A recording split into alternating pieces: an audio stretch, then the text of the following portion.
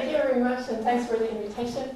So if I were to make a case why my talk fits into this conference, I guess I could argue with categorification, even though the categorification in our case is somewhat accidental. So rather than trying to understand something better and categorifying it, we tried to understand something better, and it turned out to be the categorification of something else. So in a loose sense. So what we were trying to understand were 6 subcategories.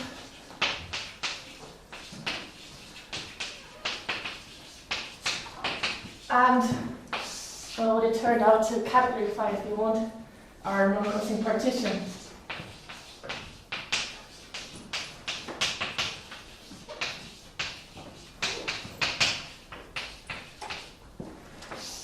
And all of this is joint work with Greg Stevenson.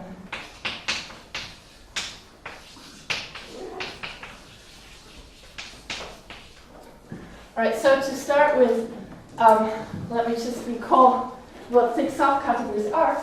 So we're working in a triangulated category. In a specific triangulated category, we're actually going to classify 6 subcategories in the bounded graph category of graded dual numbers.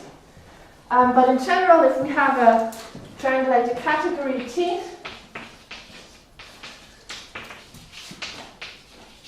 so which is just a category with an end of functor sigma, a suspension, and a class of distinguished triangles. I guess I started with the wrong word.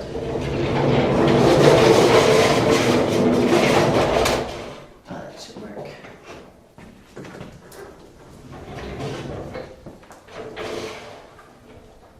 So we have a class of distinguished triangles. So in terms of diagrams of the form, x goes to y, goes to z, goes to the suspension of x. And if you're not familiar with working in triangulated categories, you can just think of those as short exact sequences in a way. So if we look at 6 subcategories, a 6 subcategory L of T, so the subcategory L of T is thick, if basically it's closed under the triangulated structure of the category. So it is closed under the suspension,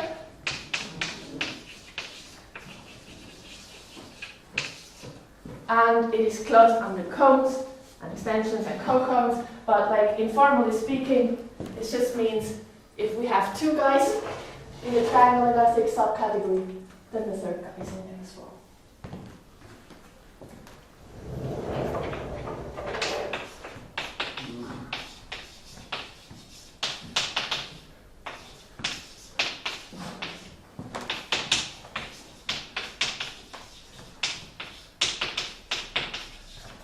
And we want one last thing to make sure everything is well behaved. So what we have now will just be a triangulated subcategory. We also want it to be closed under direct summons.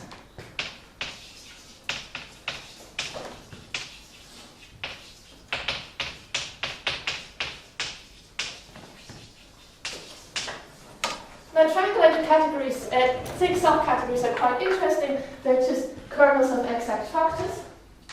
And another way they can be quite useful is that sometimes we work in triangulated categories that are pretty hard to understand. So it's maybe not possible to classify the indecomposable objects, it's hard to get a grasp of the indecomposable objects. If we can understand the 6 subcategories, we at least understand what we can build from the objects.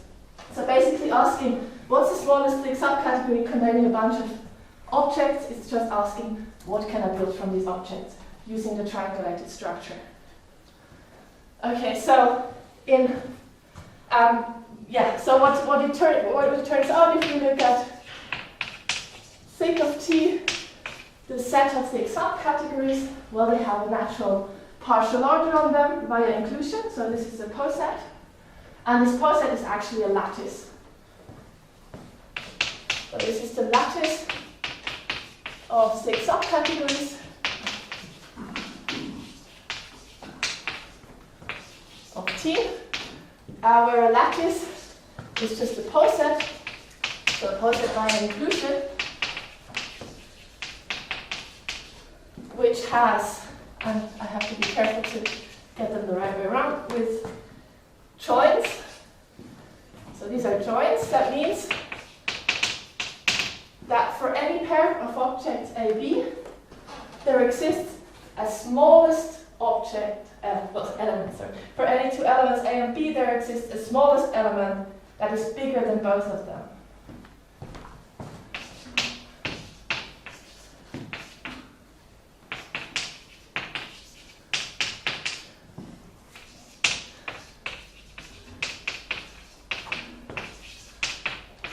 So this is the join of the two.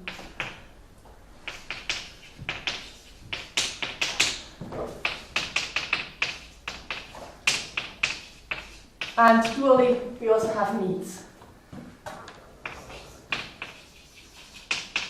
It's just for any two elements, there is a biggest element that's smaller than both of them. So we have this lattice on there.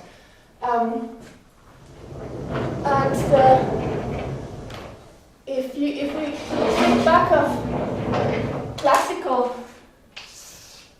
results, like the kind of whole hype of classifying six subcategories started with Davinets, Hopkins, and Smith, and later it was extended by Hopkins and Neevan, independently somewhat. And there we have this result that if we take a commutative Noetherian ring,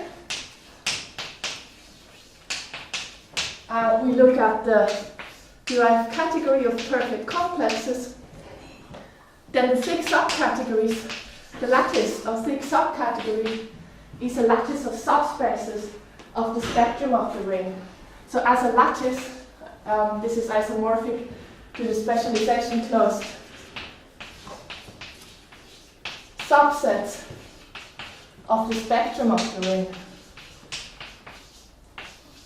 So we have this, in some sense, continuous classification where we classify it by subspaces of a topological space.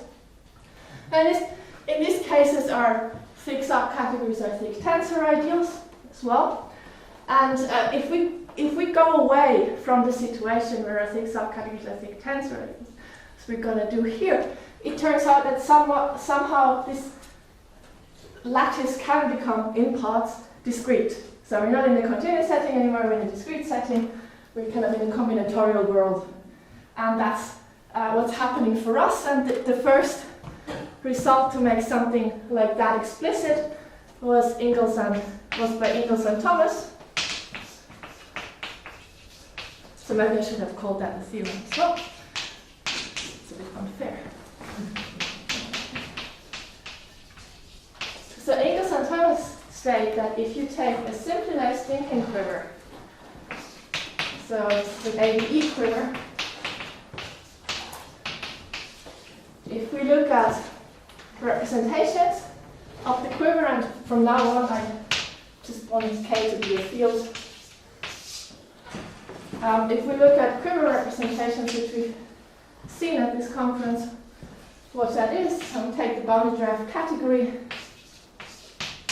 of these, then the lattice of the subcategories is a discrete lattice.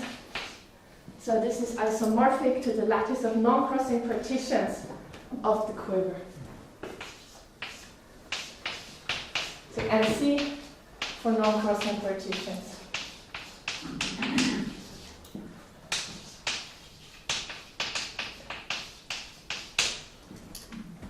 So in this talk, we're just moving in type A. So let me just tell you what non-crossing partitions are in type A. And they have a really cute geometric model. So if Q is of type A, AN, then the non-crossing partitions of Q are just the non-crossing partitions. And I'm not really telling you much new stuff, but non-crossing partitions of a set 1 up to n plus 1. And in general, I could define the non-crossing partition of any linearly ordered or partially ordered set. So let this be linearly ordered.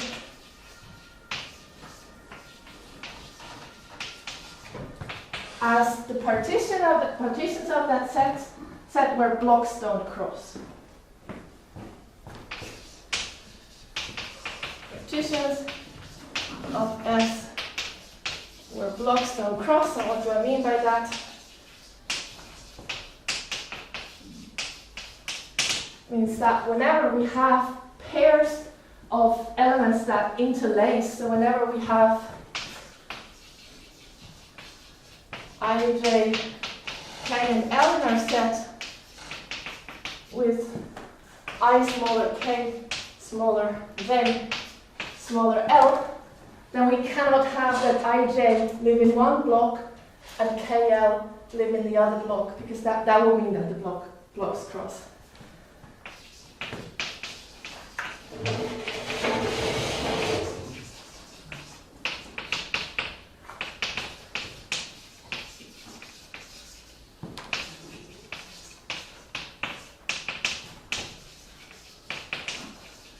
And I'm clearly using way too much space. No, I can make use of it here. So one very nice way to just picture this is to think of our linearly ordered set as kind of the cyclic order on a circle, or on in an n+1 god, if you so want.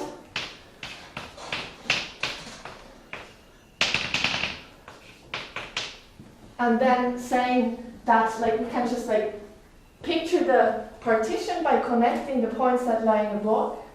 So, for example, if we had a partition like that, let's just give this actual names. So that's non-crossing partitions of 6, of set 1 up to 7. And then this partition is the partition with the blocks 1, 3, 5, and the block 2, 4, 7. And this is a crossing partition, because as you can see, these two blocks intersect in the interior of our polygon. Right. So the claim is now that these non-crossing partitions just give us the non-crossing partitions form a lattice just by inclusion. It's just a poset by inclusion of the blocks. So we kind of order it from finest partition to coarsest partition. So it's going to have a top and a bottom, where the bottom is just like each element is its own little block, and the top is just taking the whole set as one block. And this agrees with what we want, because if we think about the lattice of 6 subcategories, we certainly wanted to have the top and the bottom. We're always going to have the 0 subcategory as a bottom and the whole category as a top. So that's good to start with. So let's do, and try to be a bit more space efficient. Let's take a small example, so Q of type A2. So let's just look at the lattice of the subcategories. So if we take representations of Q, there are 3 indecomposable representations. P1, P2, S2, as follows. And this is just Austin derived quiver of the module category, so it's just a picture of the category where the vertices are by indecomposable objects and the arrows are the irreducible maps. And so this is our module category. Now if we go to the bounded derived category, we're dealing with hereditary algebra here. So in the bounded derived category, the indecomposables are just going to be suspensions of the indecomposables here. And the Austin derived quiver is actually just a repetition quiver of A2. So it's going to look like that.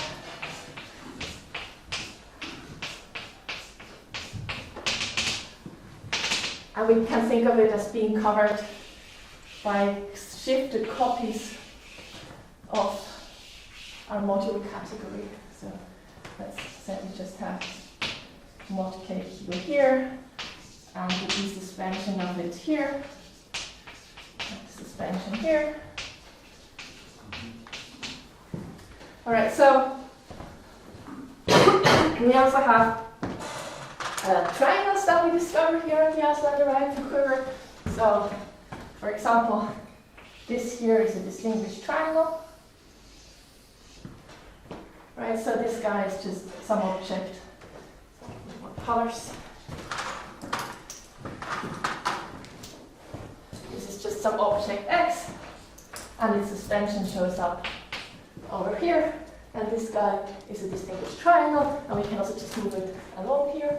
But so we kind of see the setup, and we can like use this picture to understand what the lattice should look like. So again, as we said before, we have a bottom, which is 0, and we have a top, which is the whole category. So what do we have in between? We basically just have to see what the indecomposable objects in there are. So if we say, let's look at the smallest 6 subcategory that contains X. Now our 6 subcategory is closed under suspension. So if X lies in there, then sigma X lies in there, and this guy lies in there, and this guy lies in there, and so on. So a whole bunch lies in there. So we have that. However, the orange guys are pretty far apart. They don't see each other. There's no non-trivial morphism between them that could give you a cone. There is no extensions between them. So if we have them in there, we can't build anything new. That's really all we have. So this is going to give us a 6 subcategory that lives in the next level here. So that would just be, what do I say? Let's just say the additive closure of the suspensions of this orange guy.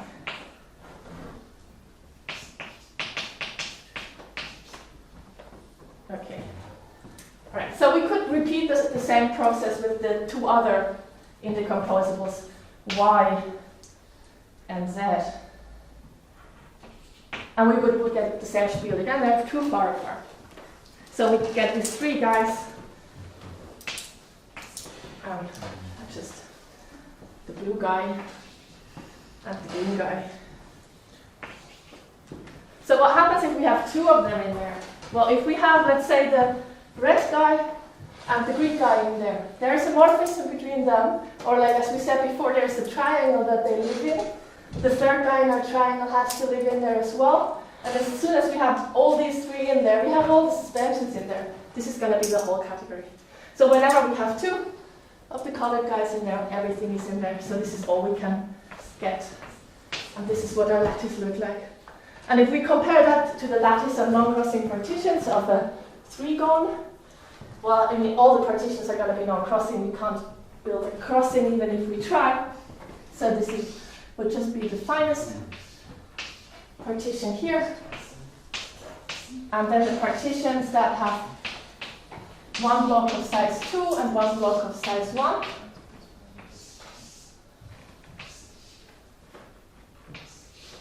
And then the whole set as 1 partition. And indeed, this is the same lattice, which is good.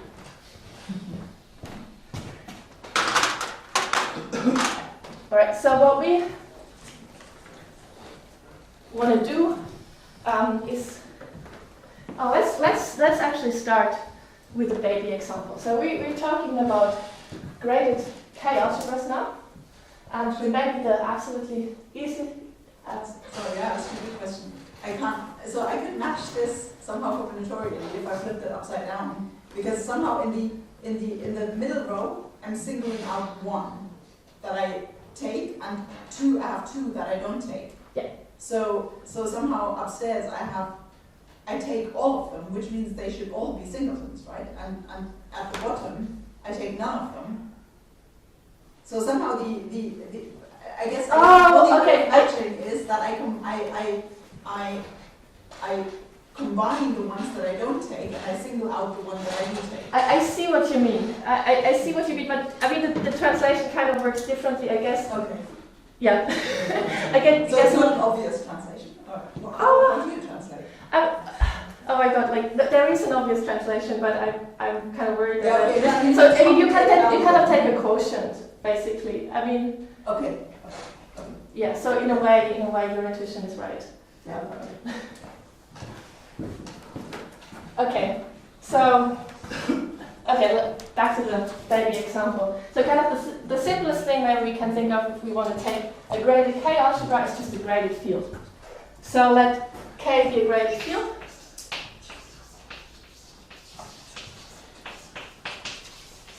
So it's a graded ring. Oh, Z. Let's say Z graded. We could pick a different grading, but let's just stick with Z graded.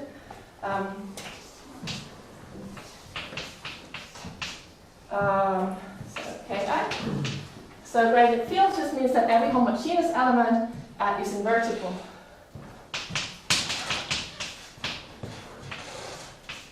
For every non-zero homogeneous element is invertible.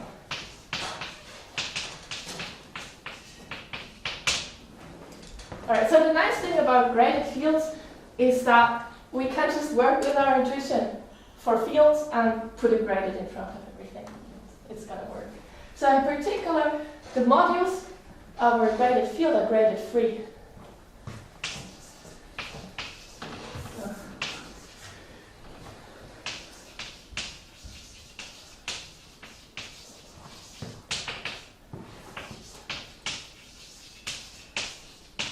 So it is a direct sum of graded shifts of my field.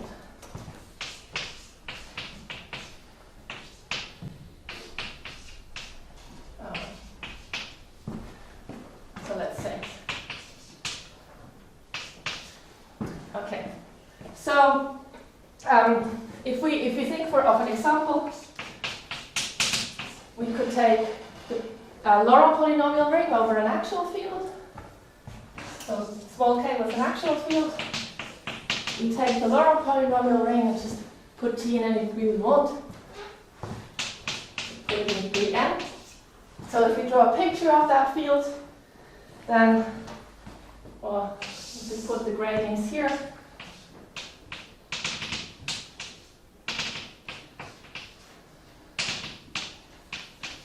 This field would just live in degrees nz. Right? So it would have something in degree 0, sure, has to, and then like just in degrees kn. Right. And if we look at the indecomposable k modules, graded k modules, these are just going to be graded shifts of that. So we keep that and just shift it around like that. So yeah. So if we think about when our two, so the maybe I should write that down. Indecomposables are just ki, but I and z. So when are two indecomposable isomorphic? Well, it's going to happen if, when we shift the two, the degrees where stuff lives in actually coincide. So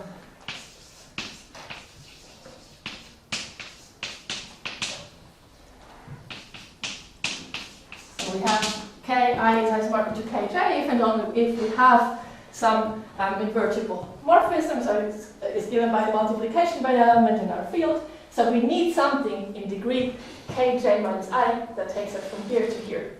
So that we're going to have that these are isomorphic if and only if kj minus I is non-zero. So the j minus ith degree is non-zero.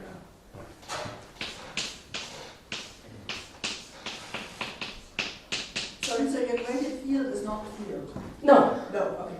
I mean, it could be. You could just... Yeah, it could. Okay.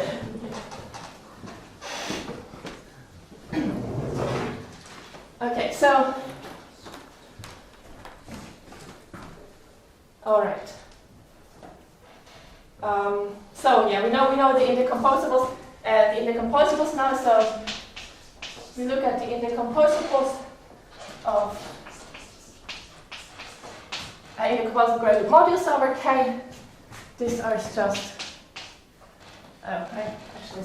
so if we think about, so what we need to know in order for them to be isomorphic is just where does K, which degrees does K not vanish.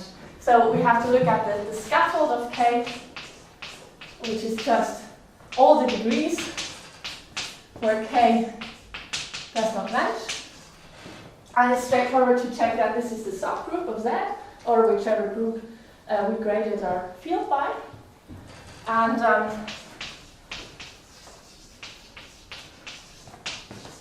so our indecomposables are just Z modulo the scaffold, because whenever scaffold is on 0, the corresponding shifts will be isomorphic. Alright, so good, so we have the indecomposables, that's a pretty good start. If we have the indecomposables, we can look at the 6 subcategories. And again, we're in a hereditary setting, so everything in the boundary derived category is just a shift of indecomposable graded modules. And because our 6 subcategories are closed under suspension, I really only need to know what like its intersection with homological degree 0. So a 6 subcategory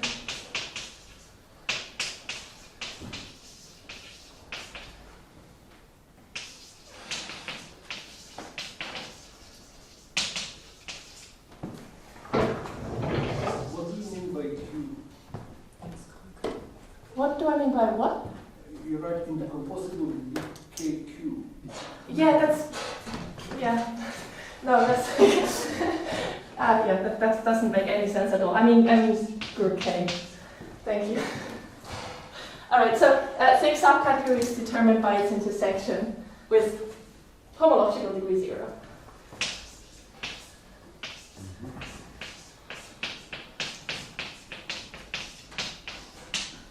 Okay, so let's think about that.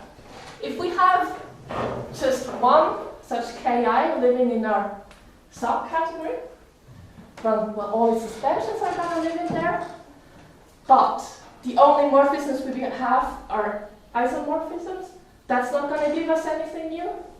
There are no extensions between them, they're projective. That doesn't give us anything new, so we can't build anything. We're just going to have suspensions of this one indecomposable. So if we have 2 non-isomorphic indecomposables in our 6 subcategory, so 2 non-isomorphic Ki's, Ki and Kj, well, there's no morphism between them. But there's also no extension between them because they're both projective. So again, we can't build anything new. So all we really have to tell is give a list of indecomposable that live in there, and we can't build anything new from them. So the lattice of 6 subcategories of dB gur K is just the lattice of power sets of the set of indecomposables.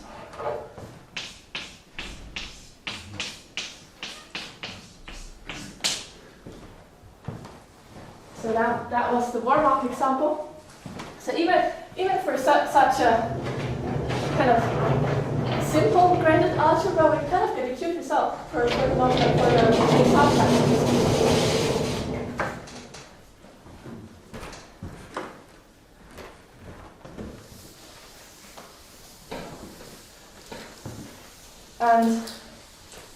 And the nice thing is that if we look at the graded dual numbers, which we're going to do now, this is really an infinite version of the type A result of Ingalls and Thomas.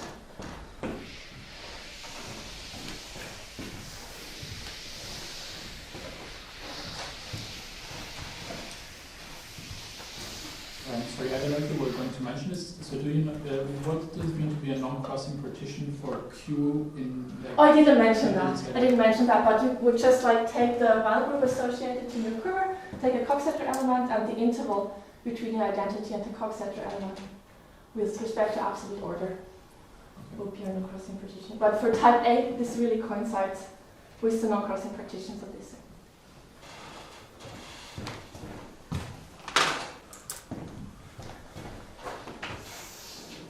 All right, so state the theorem.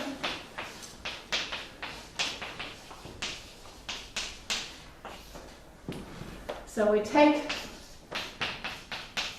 the dual numbers with z grading with x in degree 1.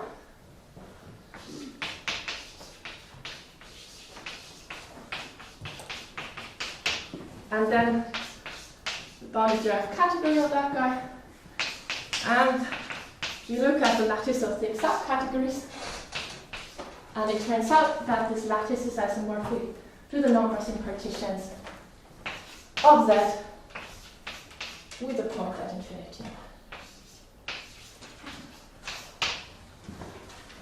Okay. And so, yeah, let's look at this. So we use kind of a cheaty thing. So we use that in fact under ETG correspondence, this guy is just equivalent to an infinite type A thing. So it's isomorphic to the bounded derived category of the graded polynomial ring, and the companion category of that guy is just A double infinity. So this is in fact the bounded derived category of representations over the double double infinite type A quiver.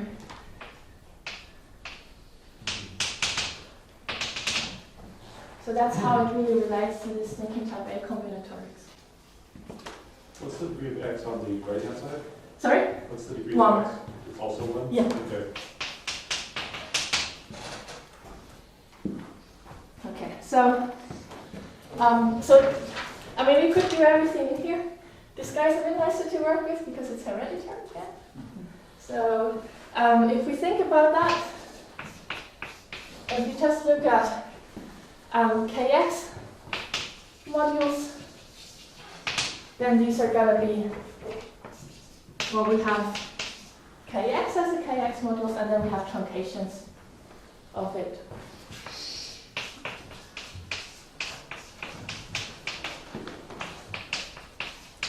And if we put the grading on, then we also get graded shifts of these. So we get graded shifts of that guy and graded shifts of that guy. I'm sorry, and that should be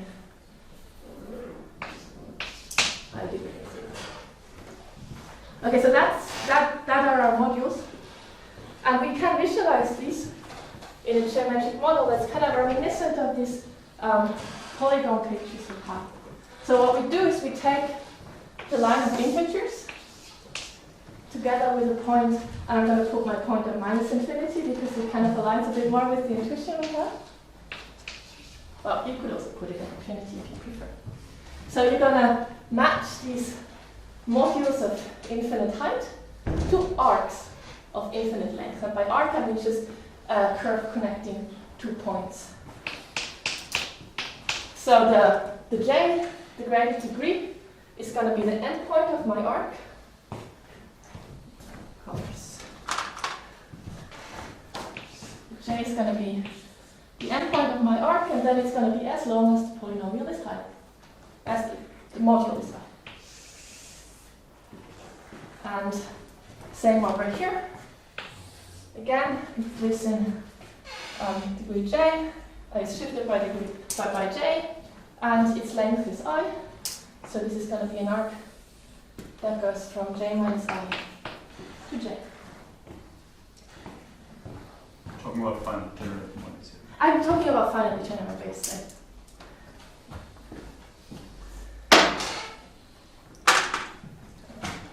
So the nice thing is that we can use these pictures to read off relations between arcs. So basically, two arcs, modules, see each other if and only if they're close enough together, and if and only if they touch.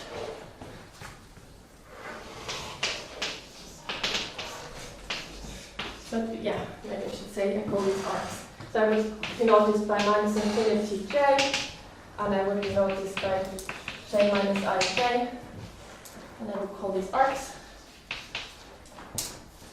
So we say let's say it like that. If we have a smaller or equal to k, smaller or equal to j, smaller or equal to l, then we say that the arcs ij and kl touch. So if we look at this in a picture,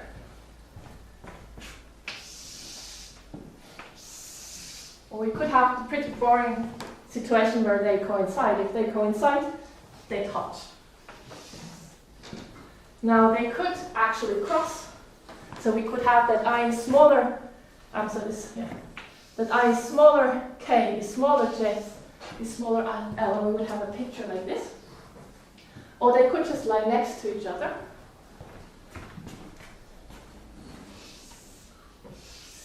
Or one of them could be passing over the other.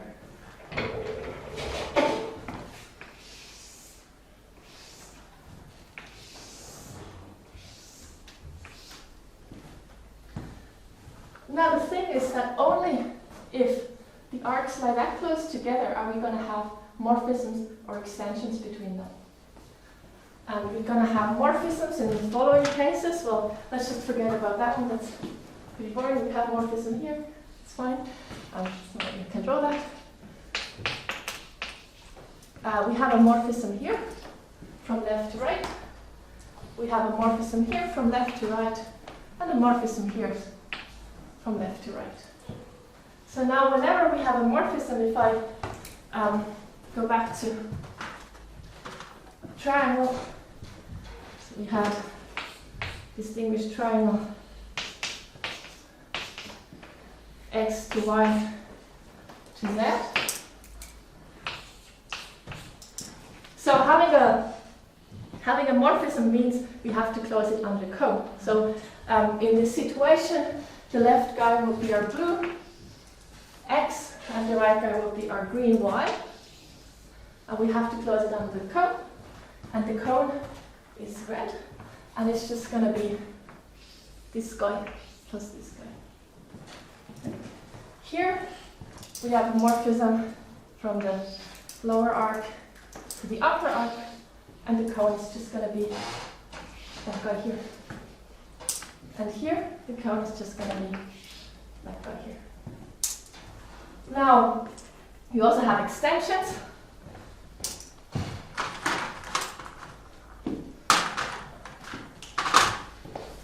X1s. So, we have an X1 here. And if we have an X1, well, that means that, well, let me just draw that fresh so there's not too many colors. That means we have our blue guy over here and our red guy over here. And we need to find the middle term. And the middle term is just going to be green. It's just going to be given by the direct sum of these two.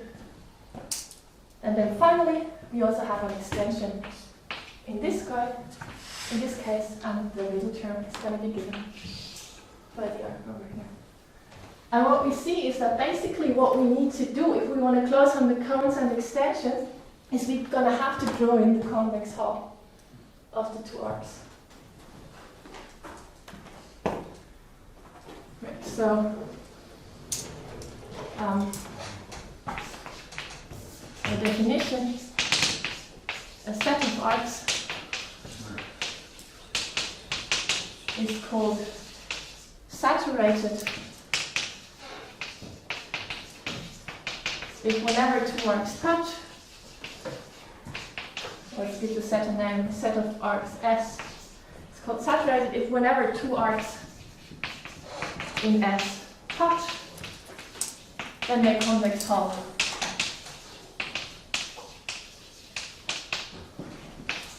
Also lies in the S.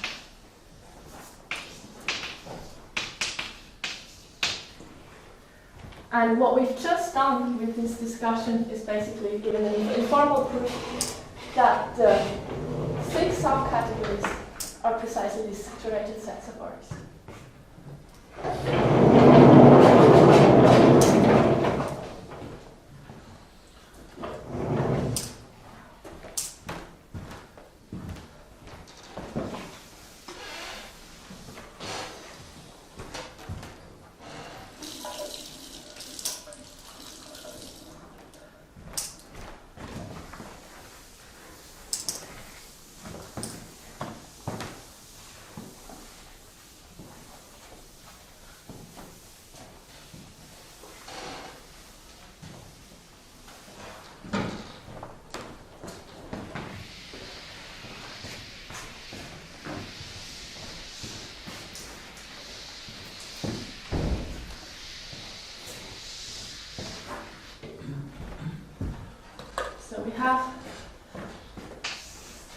So namely, I mean, again, we did our nice little trick, so we're in a hereditary setting again, so everything is just a shift of degree 0 stuff, and it's only like, we only need to know what degree 0 stuff lies in the 6 subcategory, so you need to know which arcs lie in the 6 subcategory. And we know precisely when something new is being built from the arcs, which is when they touch. So we have that the lattice of 6 subcategories, the bounded derived category of degraded dual numbers, is isomorphic to the lattice of 6 subcategories of the bounded derived category of the degraded polynomial ring. The categories are equivalent, and that this is equivalent to the lattice of saturated sets of arcs.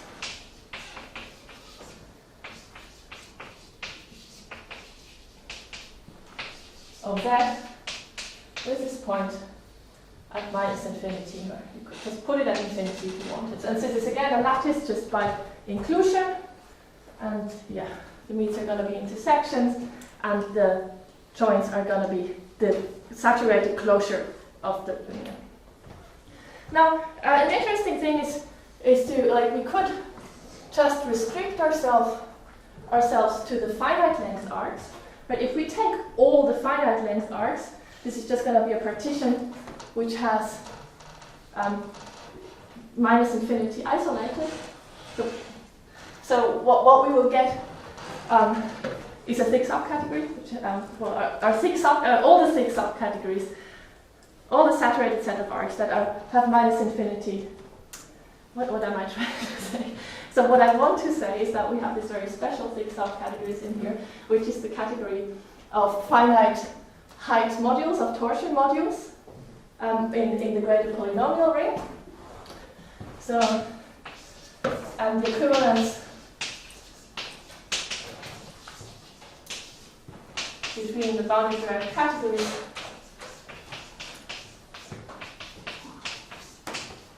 or graded rings restricts to an equivalence between perfect complexes here and torsion modules on the other side. Torsion modules here and perfect complexes on the other side.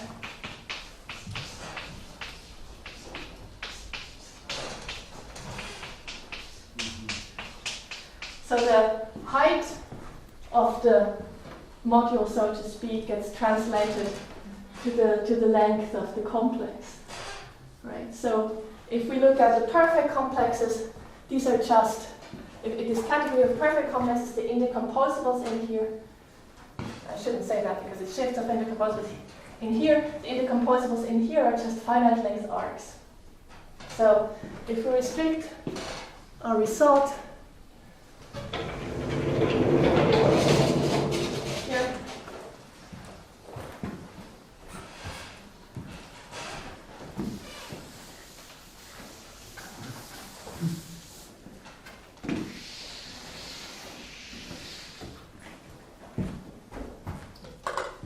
have that the 6 subcategories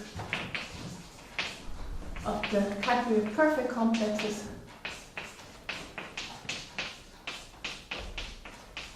is just isomorphic to the lattice of non-crossing partitions of Z. And in some sense, this is maybe I don't know, it's maybe a nicer infinite version of Ingalls and Thomas results. It's maybe kind of what we would expect. And it's kind of, that's kind of fine, because in the finite case, we just don't see the difference between the perfect complexes and the bounded derived category, which we see in the infinite setting. So, yeah, that's that. So yeah, why maybe as the last, but I feel like I'm getting faster with this talk each time I'm doing it, so, which is good. I mean, we missed lunch earlier, right? But let me just do this last thing. So we just talked about saturated sets of arcs. Why are they actually non-crossing partitions? Right, you could take a non-crossing, let's just plug in Z. You could take a non-crossing partition of Z. You can draw your line of integers. And you can just connect all the vertices in the block, or all the elements in the block, by arcs. And so, something like that. And then because it's a partition, right? If these two lie in the same block, if these two lie in the same block, and these two lie in the same block, these two lie in the same block as well, right? It's an equivalence relation. So we have to draw in all the arcs connecting stuff, which looks like a saturation. And the important part is also to know that we just have non-crossing partitions. So if we had a different block here. Oh, I'm so sorry, that's horrible.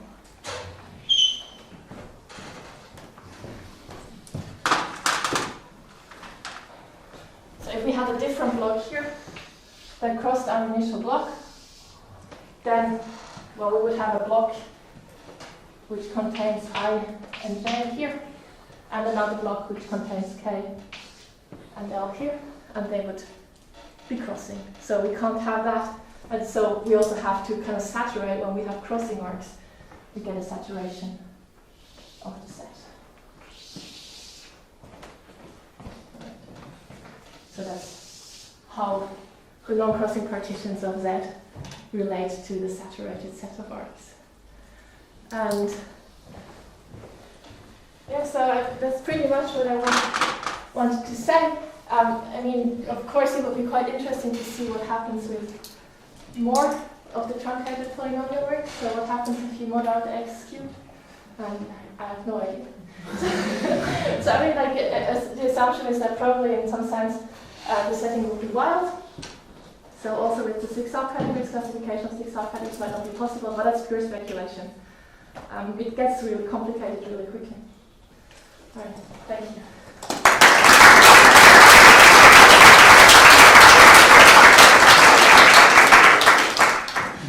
Thank you very much. Are there any questions?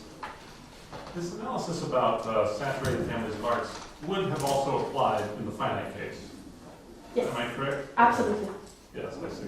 So you could have proved it that. So I mean, this argument kind of proves the previous theorem also. Yeah. Okay. For typing. I think there is a kind of duality on the lattice of non-crossing partition. I don't know. So does that say something on the subcategory or on the lattice of subcategory? Do you have a kind of dualities? Yeah. You have sorry. You have on the lattice of non-crossing partition. You have an involution which swap. So does it say so? Do you have something similar? And does it? I don't know. Yes, probably. That sounds vaguely familiar. What does it swap? So it goes by, there is a lattice upside down somehow. So, But what does it do on a non-crossing partition? so it's a bit, so it's not obvious to define Okay. If you, on the cycle you basically do that, and then you look at which point would be still connected. I mean, you look at the. I mean, I guess you could do something with taking perpendiculars. I don't know if that's the operation you're talking about. So maybe we can. I'm not sure about the vocabulary, and it just. So yeah, basically you could look at stuff that doesn't have any, like you could look at stuff where our 6 subcategory doesn't map to. That infinity, the like the orthogonal of the.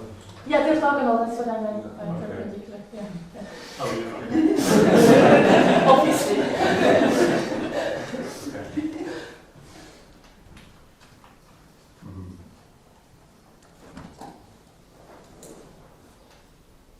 Okay, so it seems there's no more questions, so we have a lunch break now until 13:45.